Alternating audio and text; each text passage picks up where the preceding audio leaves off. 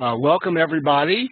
This is the second in our series of webinars based on Students' Pathway to Success, a faculty guide, which was an e-book that was collaboratively written by the Top 40 Academy, a faculty professional learning community here at UNC Charlotte.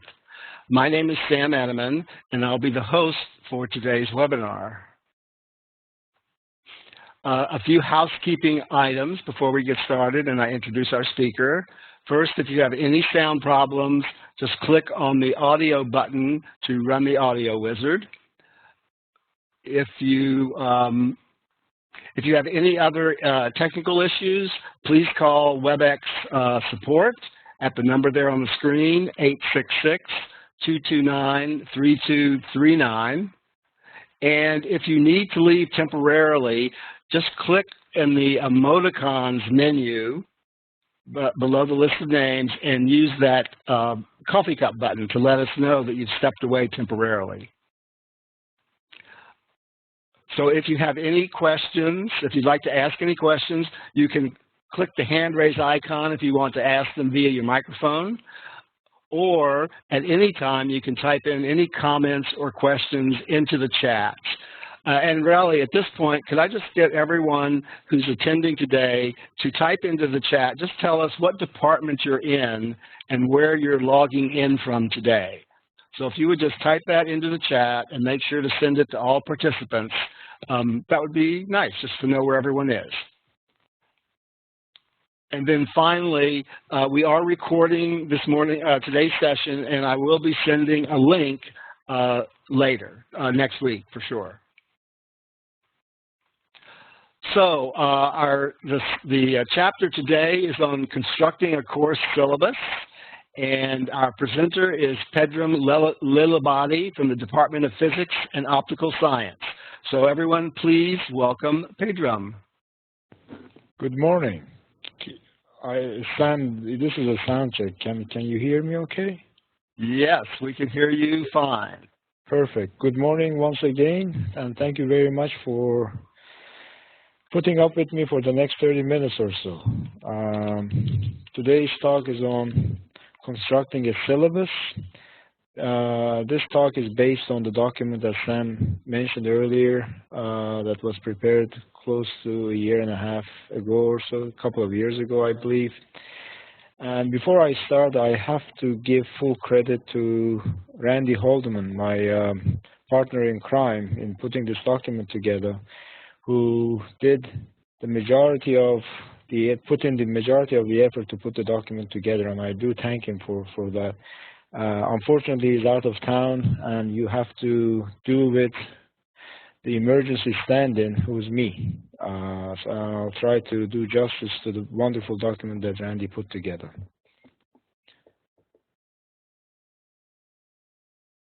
Can everybody see the slides okay? Perfect. Yes, we can see them. Perfect. Let me start by talking about why we need a syllabus in the first place.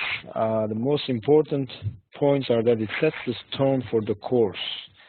And really, this explains the boundaries and expectations for student-instructor interaction. And explains and establishes procedures for the assessment, which are very, very important, and provides an additional resource, provides resources for additional information and context. What goes in a syllabus? Let me see if I can. There we go. The purpose of the syllabus is, first of all, most importantly, is for course planning. We use instructors that use the syllabus to come up with the sequence of assignments, midterm exams, final exams, etc., and pay close attention to what kind of resources we make available for our students to ensure a higher degree of success. Now, It also acts as a constant reference for our students. Students can refer to a syllabus for example, to confirm office hours, contact information, exam dates, etc. And most importantly, it's a contract. It's a legal contract between the student and the instructor. And over the years that I've been at UNCC, the syllabus has been my best defense against student complaints. Now, I am admitting that I have had a few in the past, but only a few. But nevertheless, having a well-written syllabus with clearly defined expectations has always come to one's rescue in such occasions. By the way, I should also say that if there is any question, please don't hesitate to ask during the presentation. I welcome a dialogue. Now, what goes in a syllabus falls into three main categories: the required content, which are required by policy, UNCC's policy, and strongly recommended content, which are really for best practices to ensure student success, and optional content, which are nice to have as the instructor seems useful to include in the syllabus. And what I'd like to do now is basically go through examples of these content. First, the required content. It goes without saying that there's course information, of course, that needs to go in the syllabus. Contact information for the instructor, TAs, etc.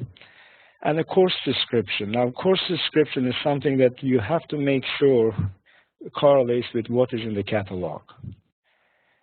Prerequisites for the course, which spells out the instructor's expectation of students' prior knowledge before they take the course. So there's no surprises. A student cannot come and say that I did not know that I needed such and such level of, for example, math background before taking this course.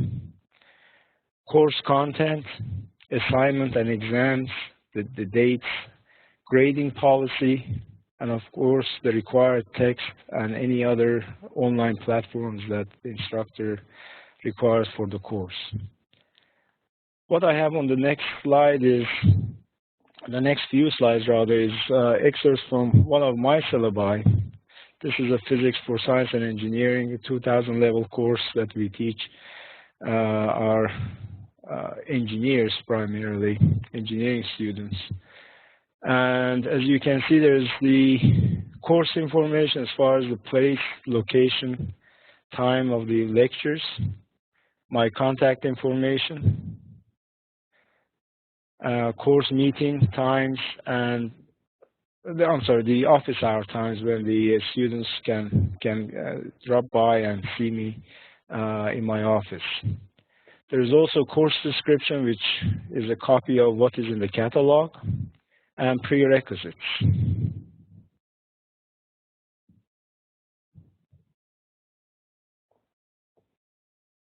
Next, as far as the required content, is objectives for the course. Now, there's a lengthy discussion of in the chapter as far as what are goals and what are objectives.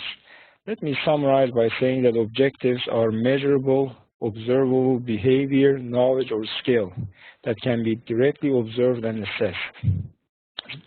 I pay close attention to writing the course objectives because it actually spells out what I expect the students to be able to do by the end of the semester, having successfully completed this course. And I'll show you the example from my syllabus in just a second. Course goals are the big picture, kind of the targets for the course, and they're vague in a sense that they address the course context within the discipline or the society. The course goals and objectives for the syllabus that I mentioned a few minutes ago are copied here. As you can see, the goal reads, to develop students' problem-solving skill in a systematic manner while providing a balance of quantitative reasoning and conceptual understanding. I'm sure you agree that this is a goal that cannot be directly tested or observed, but it really is the big picture target for what this course hopes to achieve in the long run. Now, when it comes to objectives, upon the completion of this course, the students should be able to evaluate electrostatic forces in a system of multiple point charges. We have calculate electric flux and apply Gauss's law. Once again, calculate magnetic field. We have conduct steady state and transient circuit analysis. As you can see, objectives use action-oriented verbs, action verbs, rather than vague terms like learn or know or similar vague verbs. There is a Bloom's taxonomy, which is in the chapter, which really lists these action verbs that one can use in writing the objectives for the course.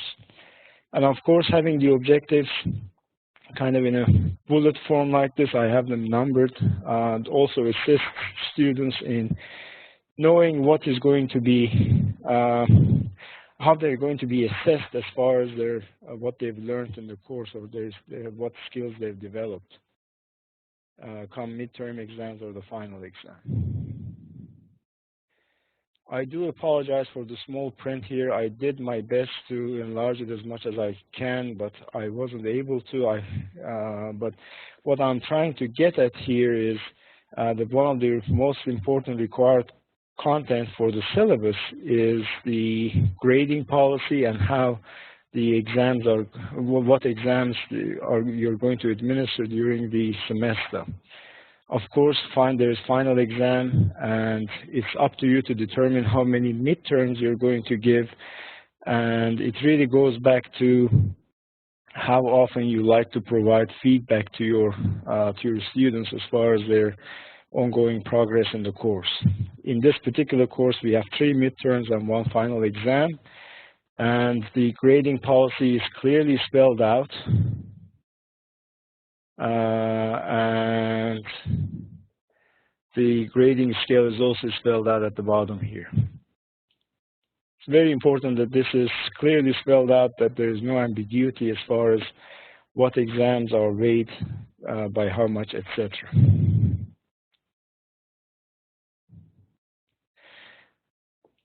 Another required content for the syllabus, of course, is course material.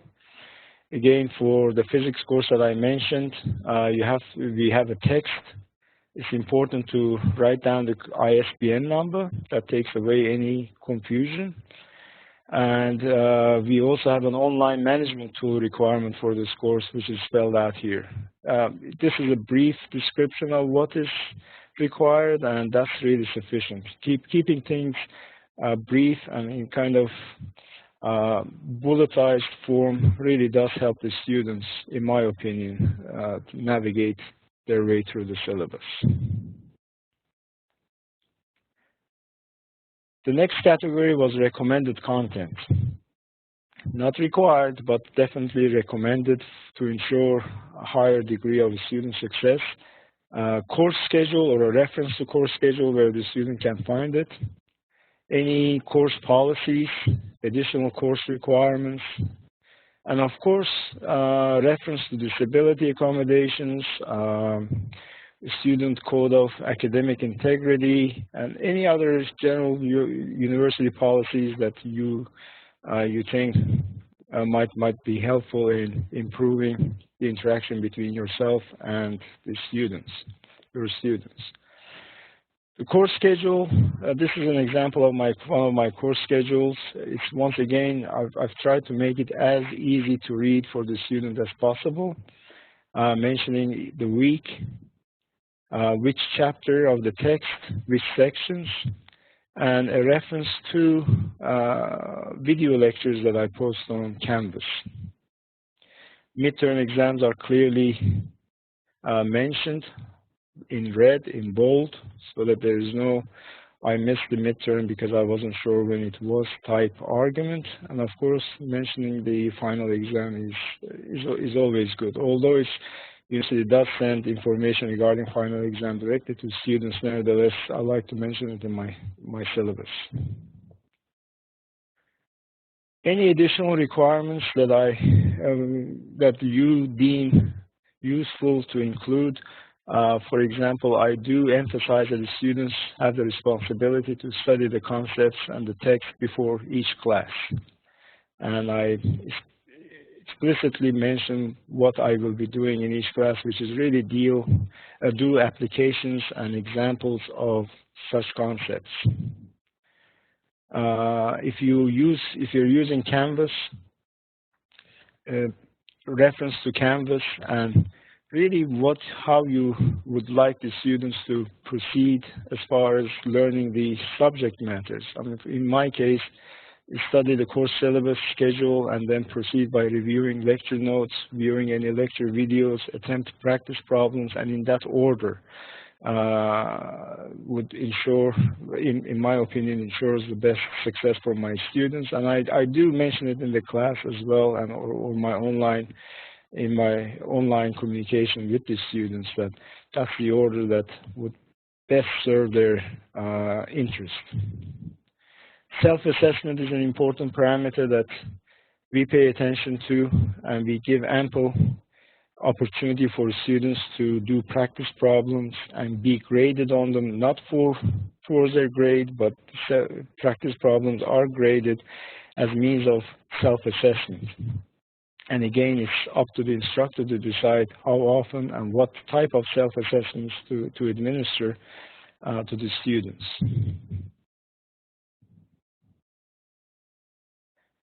Finally, the nice-to-have content, reference to any student resources that are available, supplementary material, and perhaps a brief bio of yourself. I typically do include that on Canvas. It helps to introduce yourself to students, and they have a place in the course material to go to in case they want to read up more about yourself. I pay close attention to learning resources. For example, at Physics, we have a Physics Resource Center where we offer supplementary instructional sessions. So I do list the times and dates that the students can go and seek help from our TAs for their physics problems. Please also don't forget that the University Center for Academic Excellence does provide tutoring services. And even though they communicate with students and send emails out, nevertheless, having this information on the syllabus as a constant reference for the students is probably not a bad idea. I mentioned Canvas, organizing content on Canvas. I find it very useful. There's a link to the syllabus, of course, a course schedule, instructor's bio, and SI session schedule. And I think we're moving from Moodle to Canvas. I think this is the last semester. I actually made this move this semester, and so far I've found it a useful and easy to use platform to provide the students with the course material. Weekly assignments. It's good to organize the weekly assignments to coincide with, to match the course schedule. And this is where you pay attention to what type of resources or additional information the students might find useful. For example, we have lecture notes, external links for additional resources for students to review, and of course our own home-produced lecture videos that we post each week to match each weekly topic. And to construct all these, it's useful to pay attention what kind of skills you like the students would need. If you think math skills are essential, then we provide links to additional math training or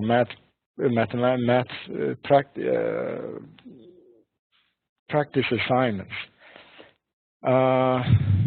Providing multiple opportunities for students to practice, whether it's through end of chapter problems or third party platforms.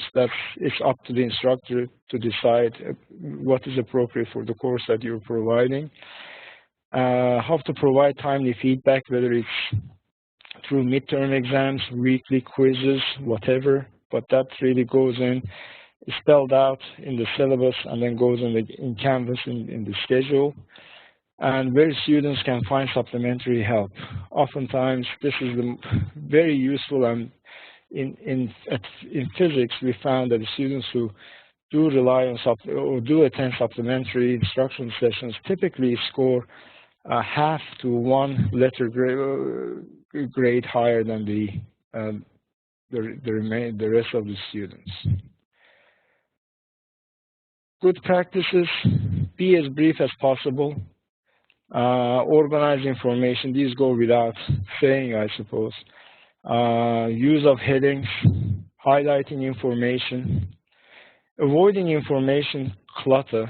So too much information is sometimes works against the objective. And what I do, I refrain from using too much text on one page. My syllabi are typically, there's a heading and then the items are in bullets rather than sort of long text. I guess with that, I'll stop here and see if there's any questions.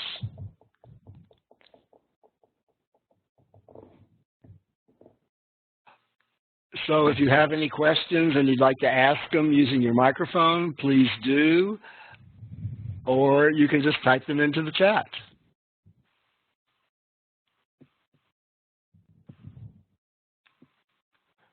But anyway, let's thank Pedram for his presentation. Give him some applause there.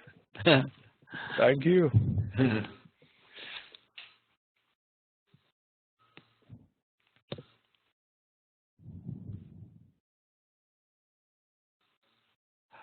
So Pedram, Sherman asks in the chat, how has the syllabus been helpful to you at the end of a course? At the end of the course, the courses that I teach, the syllabus, the example syllabus that I showed, I typically have 150 to 180 students in that course, in that section. And oftentimes, every semester, there are a few that complain, for example, as far as that they scored low in the final exam, but they were a good student throughout. And really, the syllabus was helpful as far as going back and saying that these were the expectations from you. It is clearly spelled out that there are 3 midterms and 1 final exam, and how we expect, what the grading policy was. And really, at the end of the semester, the syllabus is useful as far as settling complaints. If the grading policy, the frequency of the tests, or what your expectations are not clearly spelled out, then it's a rather a messy situation to get out of, or it can be. I don't know if that answers the question or not.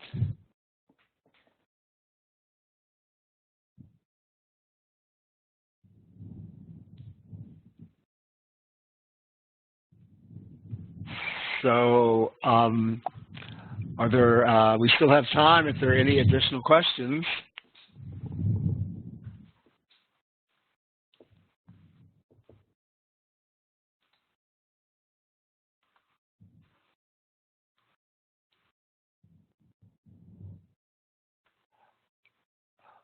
Okay, well, we're coming up on lunchtime, so I would like to offer everyone a virtual dessert.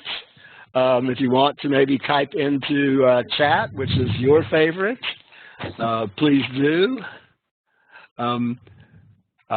These are actual real desserts. I was in at a conference a few years ago in Vancouver and found a dessert cafe called Death by Chocolate, of course. So,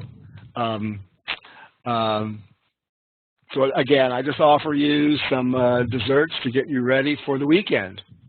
And then before we completely close, I'd just like to promote a couple of the next two workshops in this series based on the book. So on February 10th, we'll be presenting on the chapter about promoting civility and professionalism in the classroom. And then the next week, on the 17th, we'll have the authors of the chapter on student feedback coming to talk to us about that. So again, we'd like to thank you all for attending, and I would just like to remind you that I will be posting the recording and sending you a link to that next week. So thank you all for attending. Have a good weekend, everyone.